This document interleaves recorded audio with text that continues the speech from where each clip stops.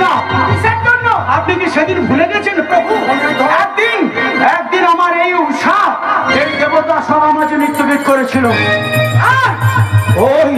ওই গোলকের ওই কুচক্রী নারায়ণ আমার উষাকে দেখেছিল কুমন্ত্রণা। আরো শুনুন প্রভু, 1600 গোপিনীকে নিয়ে করেছিল রাসলীলা। ওই কুচক্রী নারায়ণের সামনে নৃত্য গীত করতে পারবো না মোরা।